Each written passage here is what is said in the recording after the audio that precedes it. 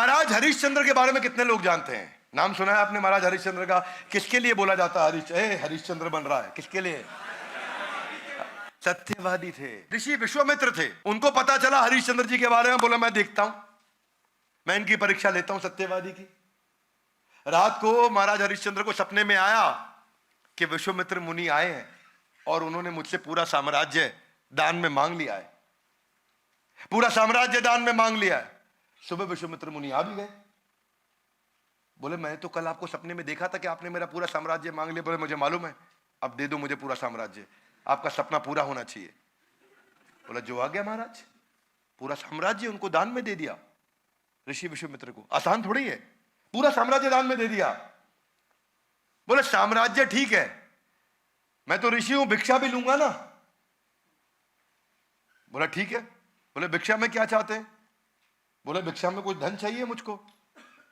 बोले देता हूं। कहां से दोगे? जब पूरा साम्राज्य, पूरी ट्रेजरी, पूरी मैन पावर, पूरा मैनेजमेंट, पूरा महल, पूरी प्रॉपर्टी सब मेरे नाम हो ही चुकी है, तो तुम कहां से दोगे? बोले कोई बात नहीं, रुकिए, मेरी पत्नी और मेरा बेटा मेरा है। उन्होंने अपने बेटे को एक दूसरे राजा के यहां बेच दिया, अपनी पत्नी को एक ब्राह्मण के यहां बेच दिया और खुद को शमशान घाट के चंडाल के पास जाके बेच दिया। और बेचने के बाद जो एक मुश्त रकम मिली, अब कभी तनख्वाह नहीं मिल सकती, बेच दिया अपने आप को, पर जो रकम मिली वो जाके ऋषि विश्वामित्र को दी। वो बहुत खुश हुए। राजा हरिश्चंद्र चले गए। अब ना उनके पास पुत्र क्योंकि वो भी बेच दिया गया, ना उनके पास पत्नी क्योंकि वो भी बेच दी गई, ना उनके पास अपना खुद की स्वतंत्रता क्योंकि वो अपने आप को भी बेच चुके थे शमशान घाट में, वहां मुर्दा लाशों को जलाने के लिए। और उनकी वहां सेवा क्या लगा दी गई कि जो भी मुर्दा लाश आएगी उसका तुम अंतिम संस्कार करोगे और तुम्हारे को एक सिक्का दिया जाएगा जिसको तुम हमारे को जमा करोगे। बोला मुझे क्या, तुम्हें कुछ नहीं मिलेगा, तुम अपने आप को हमें बेच चुके हो। अब वो राजा दूसरा जहां उनका बेटा काम किया करता था, कई महीनों तक वहां काम करता रहा, सालों तक करता रहा, उसको बदले में कुछ नहीं मिला। पत्नी ब्राह्मण के यहाँ काम करती रही, उनको कुछ नहीं मिला। लेकिन राजा के यहाँ पे काम करते करते हरिश्चंद्र के बेटे को सांप ने काट लिया। सांप ने काट लिया, कोई इलाज कराने वाला नहीं, जहर के कारण उसकी मृत्यु हो गई।